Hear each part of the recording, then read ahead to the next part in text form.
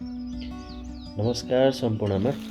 आज म यस भिडियोमा हजुरहरू सामु कफीको बारेमा थोरै जानकारी लिएर आएको छु र यो भिडियोमा तपाईहरुलाई म विशेष गरी हाम्रो गाउँघरमा हाम्रो घर वरिपरि एक दुईवटा बोट हामीले लगाएका हुन्छौँ र यो बोटमा यसै कफी खेला गएर गइरहेको हुन्छ त्यो र हामीले यसलाई टिप्न पनि टिप्दैनौँ, फल चाहिँ राम्रै लागिरहेको हुन्छ र यो विषयमा चाहिँ म एउटा भिडियो बनाएर हजुरहरूलाई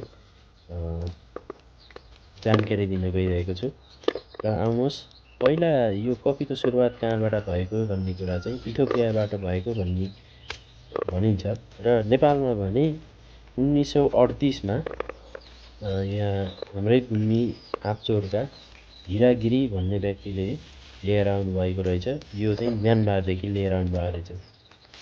उहाँले एउटा बिउ लिएर आउनुभयो र चाहिँ यहाँ लिएर बिरुवा उत्पादन गर्नुभयो र चाहिँ अन्य जिल्लामा अहिले चाहिँ आएर फैलिरहेछ र यसको फाइदाहरू धेरै छन् यो पिउनाले र यो फाइदा विशेष गरी मधुमेह भएका व्यक्तिहरूलाई मधुमेह कम गर्न सक्छ।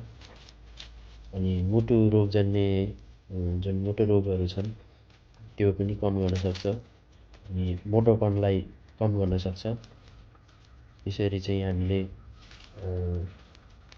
बिहान दिउँसो अनि चाहिँ साँझ एक कप घरमै बनाएर खान सकिन्छ र यस विषयमा म आज हजुरहरूलाई कसरी कफी टिप्ने, के गर्ने, कसो गर्ने हामीलाई थाहा नहुनुको कारण र यो भिडियो मार्फत ल अब हामी सुरु गरौँ। पहिला कफी टिपौँ। यसरी मैले यो एउटा कफी टिपेको छु र यो टिपेको कफीलाई तपाईको घरमा हुनसक्छ ओखली हुनसक्छ। ओखलीमा चाहिँ राखेर थिच्दा पनि भयो र चाहिँ ओखलीमा राखेर थिच्दाखेरि धेरै त्यो दानाहरू चाहिँ फुट्ने भएको कारणले मैले यो सानो घरमै बनाएको यो कफीको चाहिँ बोक्रा छोटाउने एउटा सरल यन्त्र बनाएको छु। यो सरल यन्त्र तपाईहरुले घरमा पनि बनाउन सक्नुहुन्छ। यो सरल यन्त्रले मलाई चाहिँ सजिलो बनायो। कफीको चाहिँ बाहिरको बोक्रा चाहिँ छुटाउनु पर्छ हामीले। त्यो बाहिरको बोक्रा छुटायो भने हामीलाई कफी बनाउन सजिलो हुन्छ र सुकाउन सजिलो भयो। त्यही भएर मैले चाहिँ कफीको यो बोक्रा छुटाउने चाहिँ एउटा यन्त्रले यसरी चाहिँ मैले कफीको दाना अलग गरिदिन्छ र बोक्रा यसको चाहिँ बाहिरको बोक्रा अलग गरिदिन्छ र यसलाई चाहिँ हामीले दाना र बोक्रा हामीलाई चाहिने दाना हो र बोक्रा फाल्दिने र दानालाई चाहिँ हामी कलेक्ट गरौँ पहिला।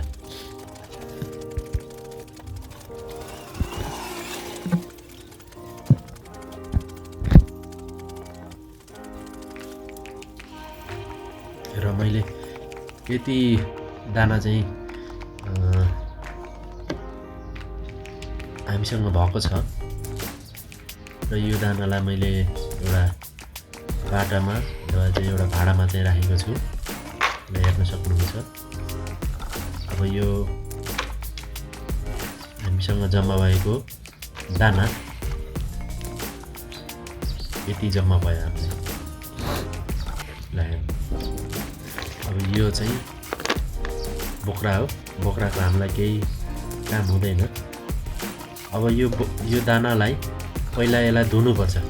मज्जाले यसलाई धोइसकेपछि यसलाई हामीले किन धुन्छौँ भन्दाखेरि यसमा चाहिँ एउटा बाहिर चाहिँ एउटा चिपचिपा लागेको हुन्छ। यसलाई धोएपछि सुकाउनलाई सजिलो हुन्छ।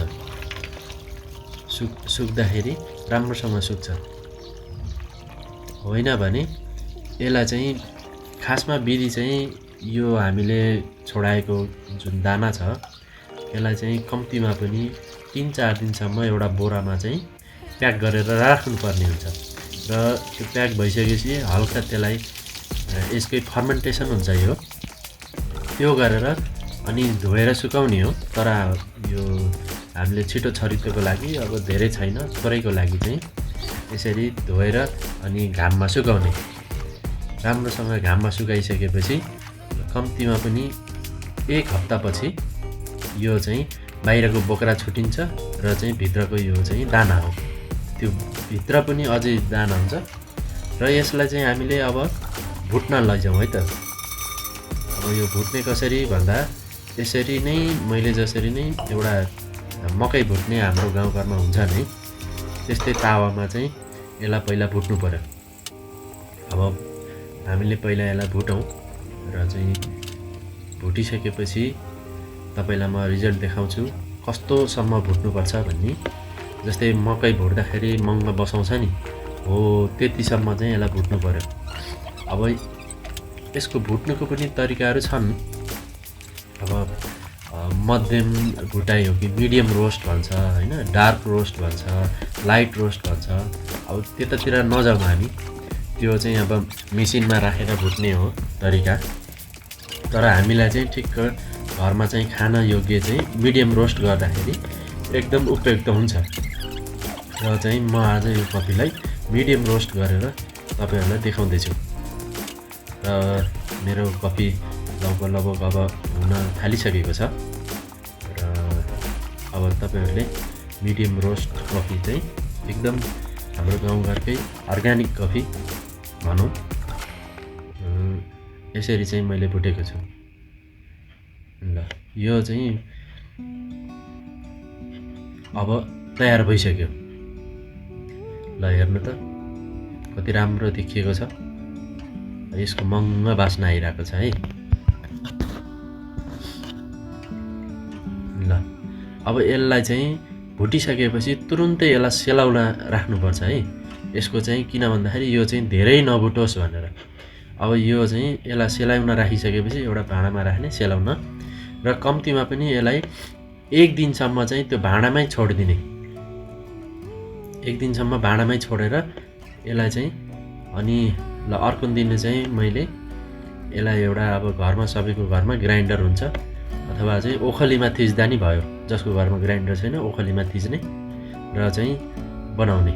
यसलाई पिस्नु पर्यो। अब मैले यहाँ पिस्दैछु। पिसेर यो पिस्ने पनि अब तरिका छ। जस्तै अब कस्तो खाले कफी बनाउने हो भन्ने कुरामा भर पर्छ पिस्नुमा पनि। अब पिस्नुमा पनि अब मसिनो खाले पिस्ने कि मध्यम खाले पिस्ने कि अलि ठुलै खाले पिस्ने। जस्तै हामीले गाउँघरमा अब मिसिनहरू छैन हामीसँग कफी बनाउने, त्यही भएर मैले चाहिँ मध्यम खाले पिसेर यसलाई चाहिँ पानी पहिला बोइल गरेर अनि यसलाई कफी बनाएको छु। अब टेस्ट गरौँ है त कस्तो छ। वाह क्या मिठो छ हाम्रो गाउँघरको गुलमेली कफी। धन्यवाद सबैजनामा।